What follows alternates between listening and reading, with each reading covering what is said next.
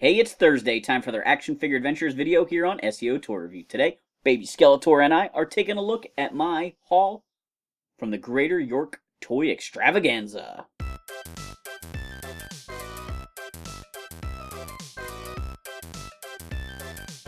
Mortal Kombat! Let's start by talking about Mortal Kombat. I picked up Johnny Cage and Raiden from the regular Mortal Kombat line. Later on, there were movie editions of many of the characters. If you've been watching this channel, you know that my buddy Kieran and I have done a series of videos on Ninja Force, Street Fighter, and it's leading to a Mortal Kombat video. So it was one of the kind of my goals of this toy show was to maybe find one or two more figures that I could work into this video. We've already shot the review basically, but having additional figures to show off as B-roll is really great. So I was able to buy 2 Mortal Kombat figures there. It was actually one vendor had several figures, and I actually want to plug his event in June. Down in Maryland, there's going to be a toy expo with vintage toys, comics, and collectibles. You can check them out here on their website. They have a Facebook page and everything. But I was able to get footage of a Johnny Cage / Goro 2-pack, which I really wanted to show off in that video, but I don't have it, and it was a little more than I really wanted to invest in that video. But it worked out awesome that I was able to snap a little video clip.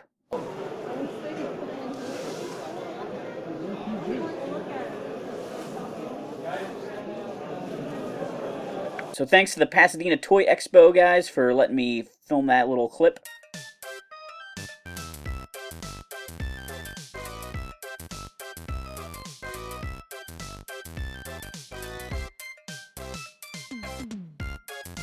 From G.I. Joe, I got the Python Patrol ASP. This is a towable gun emplacement that the Cobras use. It's in special colors for Python Patrol. My buddy Nick is obsessed with the ASPs. It's one of his favorite toys from the Cobra line. And we spotted this, and he was like, oh my gosh, it's complete. It's got the little blast shields and everything.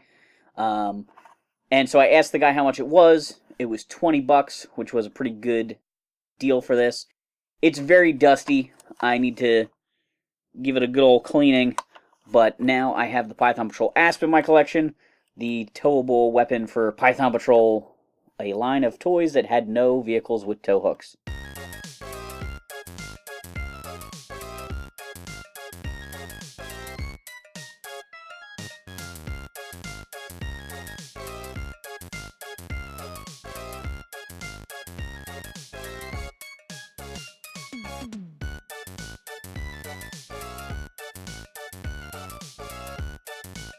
Chomp! I got Battle Bones from HeMan. Battle Bones is a vehicle / carrying case. It's kind of a cheap toy, but it was a neat gimmick, a neat idea. It's basically a white plastic dinosaur lizard skeleton, and each rib is actually a clip that can hold a vintage action figure. I had Battle Bones as a kid. I broke one of his ribs putting guys in and out, and then I became much more careful about how I put the guys in and making sure I never put anybody in that had a larger than normal waist. When I bought this, it had a really nasty Stratos pegged in one of these things, and after I paid for it, I wanted to remove him before I put it in a bag. I didn't want to accidentally have the clip break while he was in there, like carrying it around the convention. And I looked at my buddy Nick and I go, if I break this rib taking this junker figure out, I'm going to be so disappointed. Luckily, I got him out, and he's okay. So anyway, I now have a Battle Bones for the first time since I was 5 years old. He can transport your reaction figures without worrying about breaking them.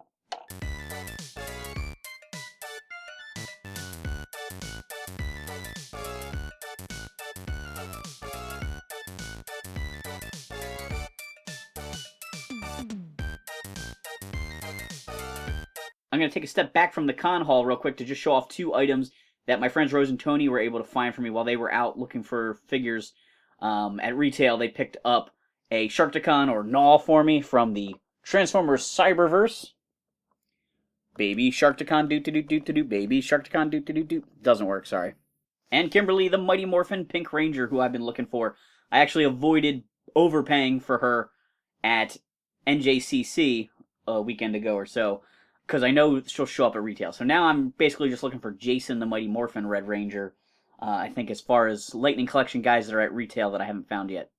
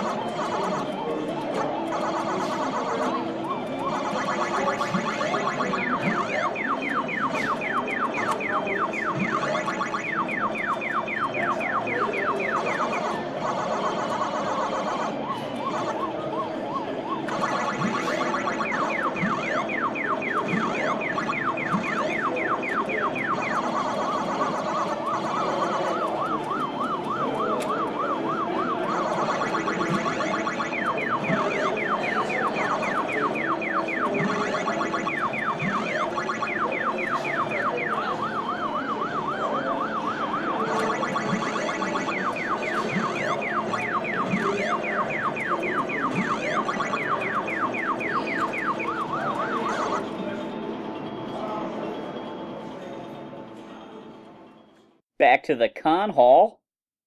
There was a vendor that had a baggie full of mask figures. They were $5 a piece, whether they had masks or not. I got this Sly Rax repaint, and this is Boris Bushkin's helmet. They didn't have a Boris Bushkin figure, so since it was $5 with or without the helmet, I figured I'd grab the helmet, because actually the helmet's more of what I was looking for. I might have this repaint of Sly, and I'm not crazy about getting all the repaint guys. I definitely am trying to get all of the first releases of everybody, and this is actually a repaint of Matt Tracker with his correct mask, which is kind of cool. It's a weird techie version of him from a later series, but you gotta love mask.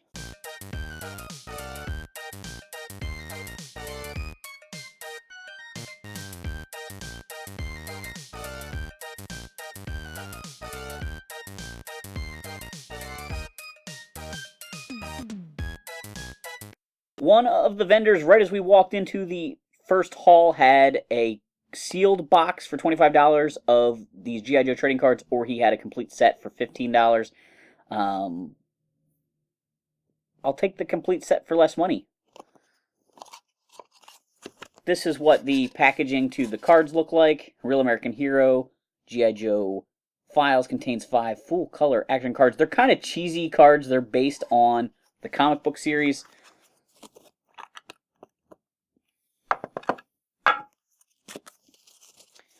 This is what some of the art looks like. They're not really high-quality cards. They're not centered. Ooh, there's Beachhead. There's Scarlet's butt. There's Beachhead again. Beachhead's my favorite G.I. Joe. So there's images of the different characters. It's mostly comic book art. Some of them are real iconic, like that's a cover, and other ones are a little bit less instantly recognizable.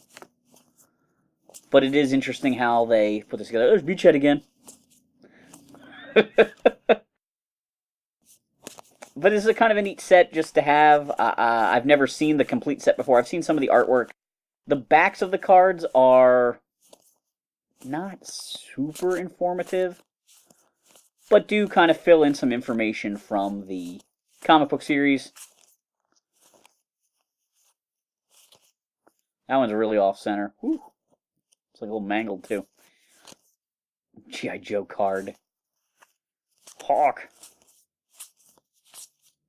Checklist. Let me just show you the back of a couple random ones here. This is the back of card 28. Torch.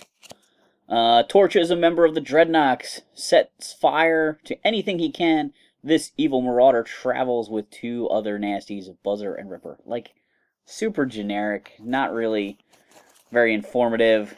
Not really cool fun facts about the comic book series or anything like that. You know, they're just generally pretty generic. So, anyway, thought it was kind of cool. It was worth $15 to have this set of G.I. Joe cards, because I didn't actually have any of these yet. I have most. I think I'm missing 1 card from the Impella set, which is a really good set of G.I. Joe trading cards. But I had never really collected any of these, because I just don't see them a lot. I don't know what year these were. I think the guy said maybe 1987. Yeah, 1987.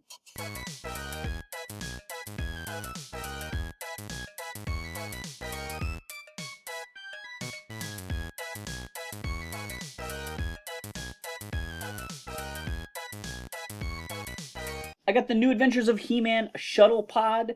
This is sealed in its original box. This is a 90s reboot of HeMan, the HeMan in space. This is the evil throne for Skeletor. I already actually own this. I bought it at another toy show many years ago, sealed in the package. But I've always wanted to have one out, you know, like loose.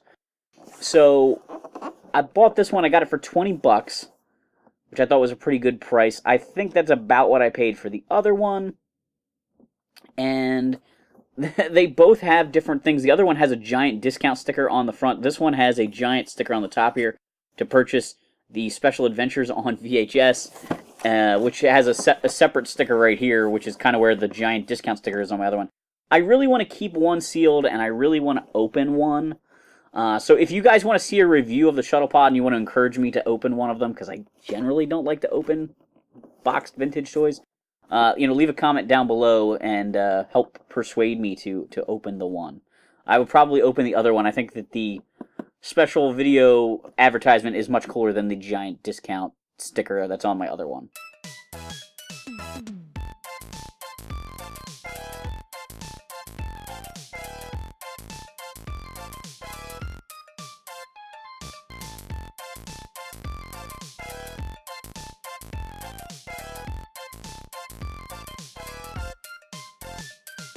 Bang, bang! So, in the heat of the moment, I thought I was getting a great deal on a G.I. Joe Metalhead figure. Turns out I should have inspected it better. I hate when this kind of thing happens, but it does happen. It shows sometimes you're not thinking straight. You're in a crowd and you're, whatever. I thought this guy was complete. I didn't actually look him over and inspect him, and so hopefully these parts will add to what I already have and help me get a complete Metalhead. But he doesn't have the missiles to his backpack here. Actually, a tab on the backpack is broken off. The tabs on his legs are broken off, and it looks like someone had hot glued these missile packs to his legs at some point. But I did get 3 missiles with him. I did get his gun. I got his helmet. So hopefully this will work towards completing my Metalhead, even though I didn't buy a complete one. From the same vendor, I picked up a Crimson Guard Immortal. He is not complete. I'm really nervous about breaking his thumbs off putting these missile launchers in his hand, so I didn't do that for this video. I'm not sure why I'm so paranoid, but for some reason today I'm very paranoid about breaking his thumbs. He's got his 2 weapons. He's got the ammo belt here. He's got 4 of the missiles, but there should really be 6 included with him, and his backpack. So not complete, but close to complete and in nice shape. So it's a great army builder to have, and works towards getting a complete one in my collection.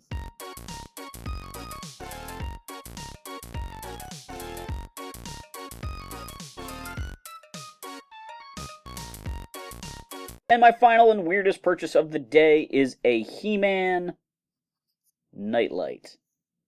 Haven't plugged it in yet to see if it still works. Don't really care if it works. It's just like a weird, funky licensed product. Got this red belt, a little off model there with the coloring. But it looks pretty good. They captured the likeness of the action figure pretty well there. On the back, it has a copyright stamp from Mattel, and I don't see any other markings, so I guess it's not actually like a licensed product, but actually something that came from Mattel. Time to test out my Nightlight. Oh, look at that. After all these years. Thanks for watching this Action Figure Adventures video. Do Baby Skeletor a favor, hit that like and subscribe button.